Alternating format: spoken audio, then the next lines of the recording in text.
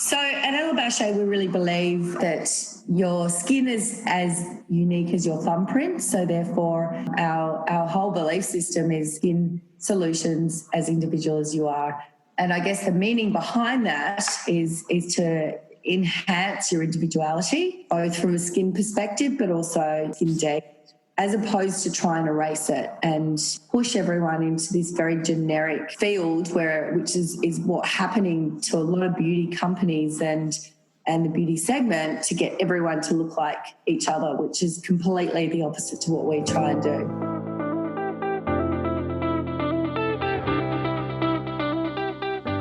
We are in the middle of the global coronavirus pandemic, and these are challenging times when we need strong leaders and inspiration. This episode is dedicated to an amazing woman, Pippa Hallas, who is the CEO of the iconic skincare empire, Ella Bache, the embodiment of female empowerment. She's a mentor, wellness authority, a mother to 2 young sons, and a wife. Plus, she's the author of Bold Moves, How to Stand Out, Step Out, and Make Your Next Bold Move. This book pays tribute to remarkable Australian women, including Lorna Jane Clarkson, Tracey Spicer, Layne Beachley, Kym Ellery, and of course, her great aunt, Madame Baché. Ella Bache is a family-run business which was launched by her great-aunt, Madame Baché, in Paris in 1936 and brought to Australia by her grandmother, Edith Hallas, in the 1950s. This developed under the leadership of her father, John, in the eras that followed. Now in her capable hands, Pippa is driving the brand into a new era of beauty. Over the past 10 years as CEO, she has focused on the same principles the business was founded on, but adds to its repertoire as a trusted go-to brand in the skincare and cosmetic world. With the challenges of the COVID-19 pandemic, in this episode, Pippa tells us how she is leading through change and keeping her franchisees supported and empowered during times of change.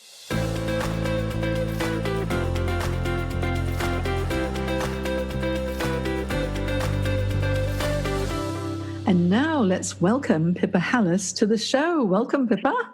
Thank you so much. Thanks so much for having me. Oh, I've been so excited to interview you because Ella Bache is such, it's such a well-known name across all of Australia, or globally, really. And the products and services that you provide are amazing. But because this show is all about careers and career transition, I want to find out all about the real Pippa Hallas. So how about to kick us off, tell us a little bit about your early career aspirations when you were a little girl.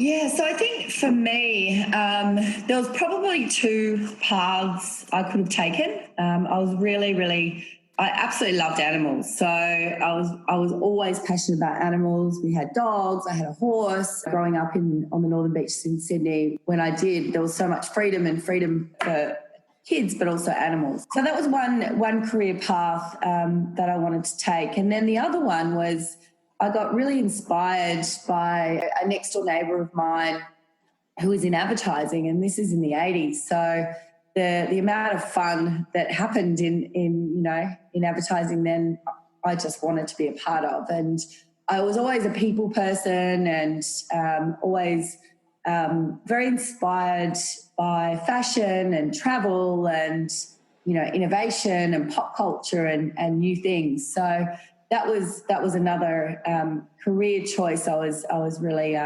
inspired to do. So I think the turning point for me was, you go off when you're 16 in most schools in Australia and you do your work experience. So I'd organised, work experience at a local vet and also with a creative agency. And I think that, the moment I decided to take the creative agency as a journey was, when this poor family had to bring in their dog and, the dog was super sick and, it wasn't that dog or family. And I just thought, I can't do this.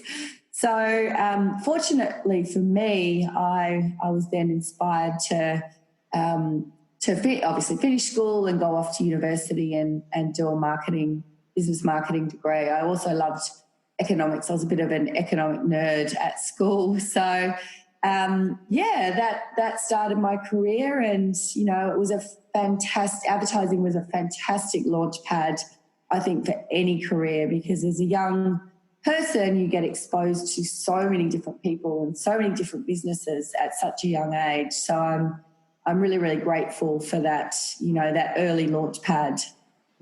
And when you started your career, I know because I've done my research on you, Pippa, you started at McCann Erickson. And in those early days, you're absolutely right. Advertising was a very exciting industry to be in, wasn't it? And it was so creative and innovative, and it must have been such an interesting time to start off your career in advertising. And what were the aspects of advertising that you enjoyed the most? Yeah, so I think back then, and by this stage it was the 90s, and there was a sense that, you know, you worked hard, you didn't get paid a hell of a lot, but it didn't matter. But you also got to, you know, have all the joys of the parties and just being surrounded by some amazing minds. You know, I met the most incredibly smart young people and you know, different types of people in the ad industry, and, you know, I was just incredibly grateful for that. So you know, it wasn't all glamour, and there was a enormous amount of hard work, but I think growing up in a family that always worked hard and had their own business, it was just part of my value system. So it never was something that worried me. I just embraced, you know, working as hard as I possibly could and saying yes to every single opportunity. And that must have put you in a really good position for your role now with Ella Bache, and making a transition from, say, the corporate world into your own business and entrepreneurship or self-employment. That way, it's always quite a challenge. So what prompted the change for you? Yeah, so I think I got to a point when I was just about to turn 30 that I sat back and I hadn't. I was back in Australia. I'd travelled all overseas and worked in different agencies, and I, you know, kind of thought, look, if I want to have longevity in the advertising industry, you know, I certainly probably have to go back overseas. So that was one choice. The other decision was there wasn't a lot of female role models in advertising in the time I was there, and, you know, it was certainly very much a boys' club still. And so the women that I was fortunate enough to work with and for, you know, they just didn't seem to have a very good balance in their life in terms of being able to have children and, you know, some family time and flexibility around how they worked. I just thought, yeah, it's probably not the type of role model that I set out to, that I inspired to be later in my career. So that was a turning point, and, you know, in reflection, probably one of the main drivers why I jumped ship, I guess. I also felt, you know, very fortunate that, you know, my family business was a fantastic business. It was a fantastic brand, and a brand that I had always been very passionate about. And, you know, typical family business, you sit around the dining room table and you learn from osmosis. And I'd spent a lot of time, you know, in my younger years, you know, helping in our manufacturing environment and, you know, helping make the product probably more of a hindrance than a help. But I grew up around it, and so it felt quite natural for me to make that leap. And it's interesting, actually, that when you joined Ella Bache, you started in a marketing capacity, which made a lot of sense because you had that marketing advertising background and qualifications. And then your career has progressed, and, you know, I've been doing my research on you, Pippa, into general management and now the CEO of Ella Bache. But when you started, it was during the GFC times, and that was really challenging. And then now we've had many, many good years, and now we've got the coronavirus challenges. So can you tell us a little bit about how you managed through the GFC with the business, and then how that is helping you currently as well? Yeah, sure. So I think it was, there's a couple of different pivot points in your career, and certainly for me, I think I timed the transition into the CEO role literally to the day the GFC was announced. And, I think I was quite young at the time, which I feel like naivety was certainly on my side in that way. But I remember sitting in my office and just thinking, okay, we just have to, simplify everything. And I think the fortunate thing for me was I'd had such great in the advertising world that I knew you had to start from the customer and work backwards and not the other way around. So that's exactly what I did. And, we just simplified the business down to our core strengths, which had always been around building an inspiring brand, having fantastic products, treatments and education, and everything else just had to fall away. So in many ways that, those lessons, I still take with me today, that you have to focus on your strengths, and everything else you just have to leave to someone else to do, because they'll do it better than you will. So, yeah. Yeah, I mean, that is so important. And, in the beauty industry, just from my point of view, there are so many different, services and offerings, and sometimes it goes a little bit off track as well. And I always think, if someone's got a really strong brand and they focus on, as you say, the core offerings and where the strengths are, it sounds like that's exactly what Ella Bache does. Pippa, so now you've got over 150 salons all across Australia, which is absolutely amazing. And you've got an extensive range of beauty products, but you follow a certain ethos. Can you tell us a little bit about that? We do. So our ethos, I feel like part of my role is as the custodian at this time of this brand is to protect the ethos and the philosophies of the founders. Obviously innovate them through the different technologies that come available. But certainly, Madame Baché, or Ella Bache, who was my great aunt, she always... she was a chemist, and she was so passionate about using the highest quality raw ingredients to create the best formulas on the skin. So it was a very scientific approach, and she never set out to promise miracles or, she wasn't a salesperson at all. So, we spend a lot of time and effort creating, what we believe is going to create the best results on someone's skin and solve skin problems. My grandmother, who was a beauty or skin therapist, her whole belief system and passion was around the health of the cell of the skin, and everyone's skin is completely different, like their DNA.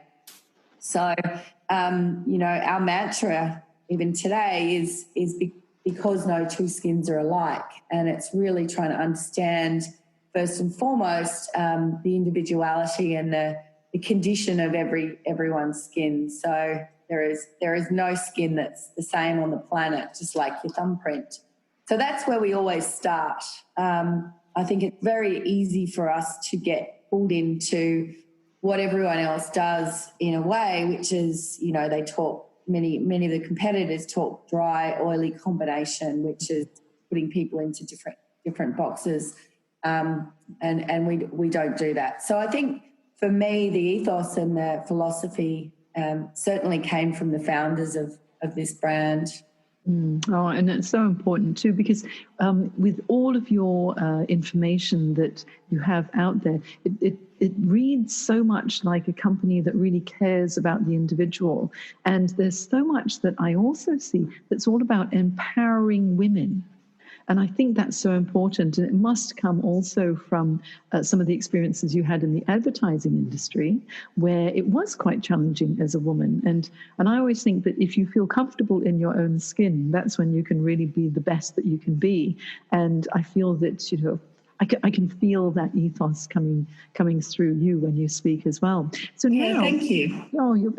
It's I think when it comes to values and authenticity for businesses, it's so important. And that really does come through with the Ella Bache brand. Now, with all of these franchises that you have all across Australia, that's a big challenge in itself. What would you say are the key challenges of running a franchise business? Yeah, so I think it comes back to, again, finding people who have the same passion and alignment that we do as an organisation. And you said it so well then. It comes back to your value system. And I think we've learnt over the years that there are so many amazing women within our network, and men too, that the core success starts, with the value system and the heart. I think you can intellectualise and put so much on paper, but if you don't have the belief in the Ella Bache brand, your values aren't aligned, you don't believe in the products, the industry, etc., then it's probably not the right place for you. Whereas if the stars align, I guess, around all those things, then it just happens naturally, and that's where the passion starts, and we end up with a fantastic aligned group of people. Yeah, it's so important, isn't it? Because if your franchisees don't live and breathe the same ethos that the company does, it's never going to work, is it? No, it's not. It's not. So, and a lot of our amazing, the customer experience, I guess, is translated through the Ella Bache skin therapist. So they have to believe in, our philosophy, which was started by Madame Baché, and, our principles around skin diagnosis and products we innovate around. And, if they're passionate and they believe in it, it's not a job or a task. Yeah, I 100% agree, because, I'm sure you've heard the saying, if you love your job, you never work a day in your life. And, exactly. and that's one of the things. If you really enjoy helping others, empowering others to feel the best that they can, because, as women, we do want to look our best. And, totally. and it's really a matter of taking care of what we've already got. It's not changing what we've got. It's just making the best of it so that we do feel radiant and have a healthy skin. And it really plays to your self-esteem and your confidence. So we feel very grateful that we can influence how people feel about themselves. And I think certainly if someone's got problem skin, they're not going to feel good about themselves. So being able to transform how healthy someone's skin can be certainly plays a much deeper role in their lives. Yeah, and this translates so well into people in their careers as well, because if you feel confident and you know that you look the part and you look good and you feel confident when you walk into a room that you just feel your best, you're going to perform so much better too. Absolutely, and I think we see it here in our business. We obviously run a skin college, and, I quite often refer to this business as a bit of a cradle-to-grave business model. And, we're so fortunate that we get to see these young, energetic students join our brand when they're, 17, 18, some are 16. And they quite often will walk in and they're hunched over and they're not confident in themselves, and their skin might be all a bit pimply, and by the time they leave, they're standing up straight, they've made some lifelong friends, and, they feel empowered through the knowledge they've learnt along the way. So, education and, career transition is super important to us. Yeah. Oh, it's wonderful. Right now, Pippa, with the coronavirus affecting the world, it's just been such a challenging time for all businesses, and obviously being a very much face-to-face business such as yours, with your beauty therapists and all of your salons, that would have affected you. So on the 24th of March 2020, you needed to close your salons across Australia, and it must have been just a heartbreaking time to have to do that, because obviously you care about your franchisees. But how did you support your franchisees during this time? Yeah, so I mean, fortunately, I could see what was coming. I could see we'd been managing, I guess, around the coronavirus, COVID-19. It was called Corona back in January when it really started, and we could see what was going on, obviously in Asia and China specifically, and then the US and Europe. So. Probably a few weeks out, I was fortunate to have had the gut feeling that we have to do something, and we have to do something quickly. So because our salons are going to be shut down by the government because they are so high touch. So we were super inspired to empower our therapists and our salon owners to really step out of their salons when their salon doors shut and into their social channels. So I think, I really believe that it's a time where a brand like ours should be giving, should be educating, should be connecting with the fabulous community we've got, and I guess keeping people tight as opposed to selling and, that traditional type of marketing. So for us, it was a real opportunity to educate our franchisees and therapists to have the confidence and the skills to step into their social channels to keep that connection alive with their customers, even if their salons were closed. So it was social media. It was also, we created a virtual salon, which was a digital platform which enabled our franchisees and therapists again to do everything in the digital platform except for hands-on treatments, of course, that they would do in their daily lives. So that was we created a skin consultation. You could do it like we're doing now, and we also built 130-40 e-commerce sites. So our salons had an opportunity to continue to earn revenue and make money through this time.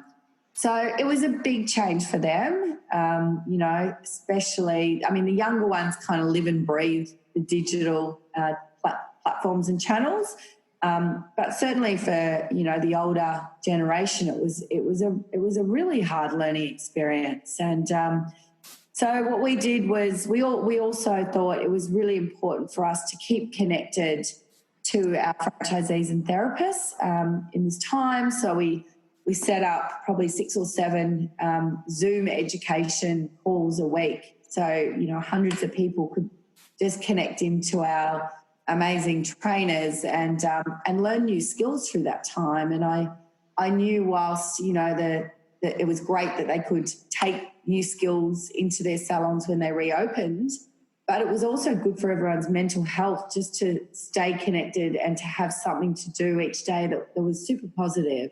Mm-hmm. Yeah, the mental health aspect has been huge the past few months, hasn't it? Because some people have felt so isolated. But having that many video conference calls via Zoom, it will have been so helpful because everyone could connect and have a little bit of a chat and a laugh and a banter and get to know each other, perhaps even more so than during normal days, because you'd have them from all over Australia coming in on the same Zoom call. Exactly. So it was fantastic. Like, as we know, technology and Zoom and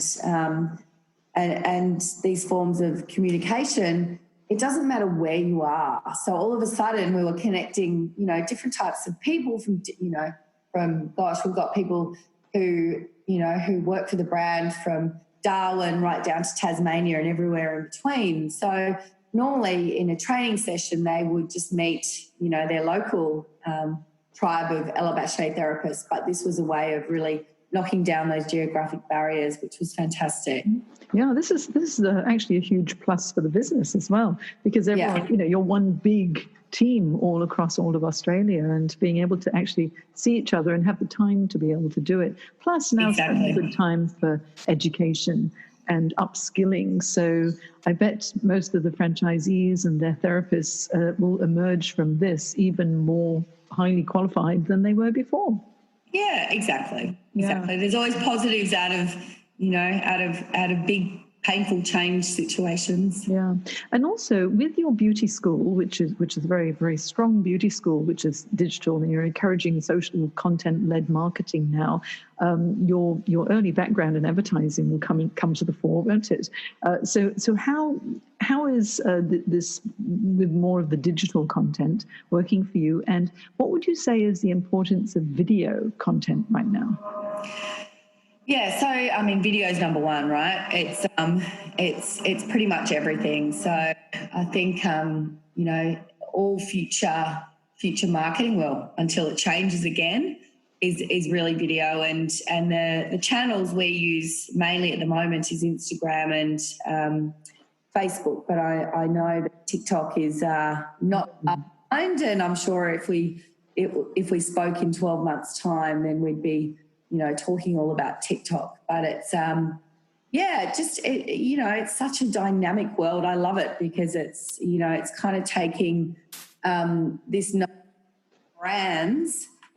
When I learnt about brands, in the 90s in advertising, and people followed brands to people are really following humans now, and it's enabled us to push our wonderful humans from within our college or our salons, and really push them out to be our brand ambassadors and also influencers. So I think the question going through my mind is certainly the role of influencers, and how we influence will change, post-COVID and after what we've all experienced. And I don't think we will go back to using or aspiring to be influencers with this perfect, shiny, expensive lifestyle. I think we're all looking for real people and, more authenticity in the way we connect with people. Actually, it's quite funny. I was thinking of Instagram stories and how authentic they really are, because they're just on the spur of the moment. And with TikTok, exactly. I've watched a few of the videos that would be coming out, and some of them are so funny that I thought, right, I've got to set up my own TikTok account as well. And you know what? You are never too old to teach. What is it? They say you can't teach an old dog new tricks. Well, I think I'm living proof that it doesn't matter how old you are, you can still learn something new. And when my daughter said, "Mum, you've got a TikTok account," I said, "Yes, that's awesome. There are no videos on it yet. Let me plan." So I think it's going to be a lot of fun. But it's going to be a lot of fun. Yeah, and it's so good that Ella Bache is being so innovative, in its approach, and you're leading the fore here. So what would you say, Pippa, are your top 3 tips for success for someone who's thinking of getting into the beauty therapy business? Yeah, so I think it's such a wonderful business. I think there's 2 things what we're seeing at the moment. I think, since we've been in isolation, those sacred relationships have become more important than ever before. And I think the role of a skin therapist in someone's life, people are so grateful to be able to have that human touch and that relationship back in their life. Now everything's slowly starting to open up again. So the role of high tech is super important, just as equally so. And I think you have to be able to adjust and keep learning new skills. It doesn't, in the beauty industry where there is so much technology and innovation happening all the time. So I guess my first piece of advice would be just to keep learning, because whether your passion is in that high touch environment or high tech, you've got to keep learning, because it's moving so quickly. I think number 2 would be, you've just got to get out there and have a go. So, we were talking about TikTok again before, and I think so many of our therapists haven't had the confidence to step out into that new world of social channels. And I think, the first time you do it is always going to be your worst time. So just do it, just have a go, and you will improve as you keep going. I think the third one would be to keep adjusting. So I remember the best part of, the best piece of advice I had from a friend of mine when I had kids was, every day is going to be different and you've just got to keep adjusting. Your business is going to need you more one day, your kids are going to need you more the other day, but don't try and have this fixed, perfect mindset around what each day is going to look like. Because if you do, you're never going to get there. So I think for me, the third tip is just to remain as flexible as possible. Of course, have a vision, have a daily plan, but within that, you've just got to remain a bit flexible. Valuable tips. Keep learning, get out there and have a go, and keep adjusting your business. I mean, you have to go with the flow. Change is constant. There's always going to be changes. Yeah, it's constant. There's always going to be a new way of doing things, a new way of looking at things, a new way of getting out to your market as well. And I think the fun thing about running a franchise for your franchisees is that it is their own business, but there is someone to guide them when they have challenges. Yes. Exactly, and there's a tribe of people around them. It would be incredibly hard being a solo operator without a brand, without a community, without the innovation, without the resources around you at the moment. I think it would be even more isolating than what we've experienced in isolation, having the community to connect into. Yeah. And how are things going now that we're starting to ease out of COVID-19 and restrictions are being lifted? What's your plan moving forward?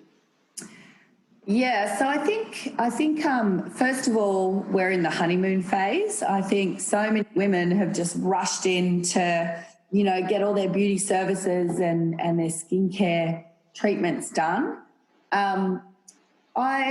It's the first time that I don't know what's going to happen, in quarter two of financial year 21. So beyond kind of September and October. And I was listening to a futurist on the weekend just talking about how he worked with businesses and people to provide a 5-10 year plan.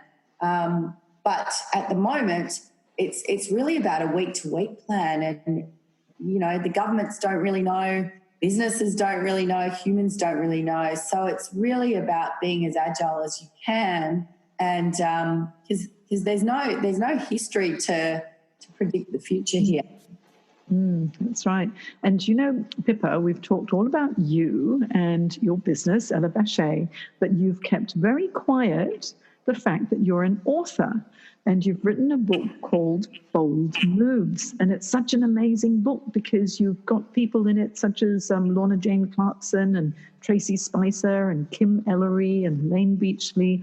And this is an amazing book and it's all about women's empowerment. You have to tell us about it. Yeah, thank you. So, this came about, probably 2 years ago when the Me Too movement was particularly getting a lot of noise globally. And I had the opportunity to work with a Australian publisher, and it was really funny. I kind of went, you know what? No one's ever told the brand story or the story of Ella Bache herself as a human and how incredible she was. And, there's so many stories I could tell right now, but her story, deserved to be told. So first and foremost, I wanted to do that.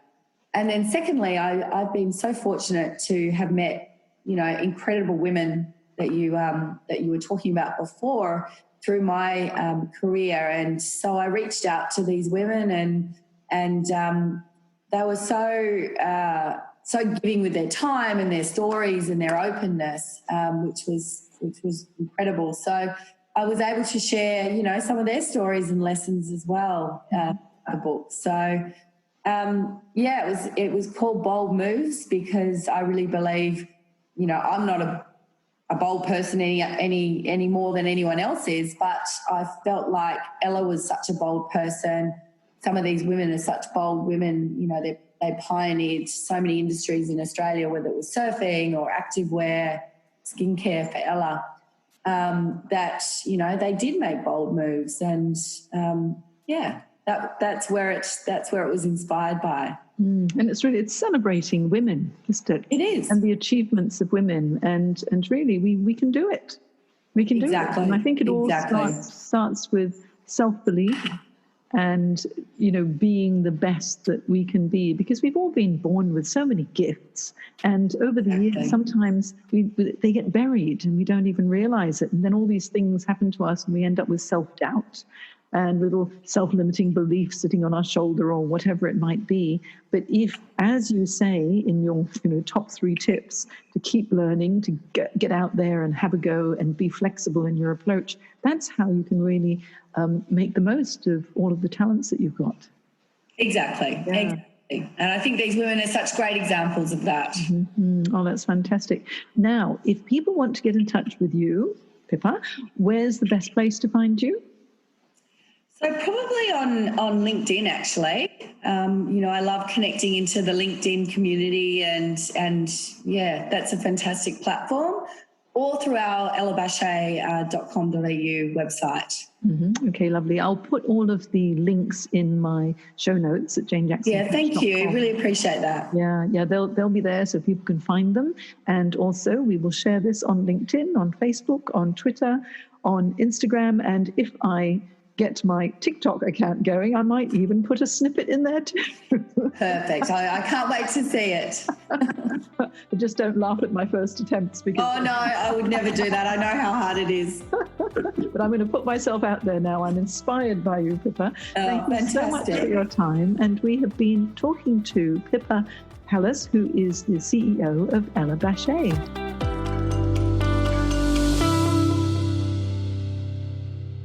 You have been listening to Your Career Podcast. If you enjoyed this episode, subscribe to Your Career Podcast on iTunes. In our next episode, we will be talking to 2 incredibly inspiring young ladies who are leading the field in aerodynamic engineering.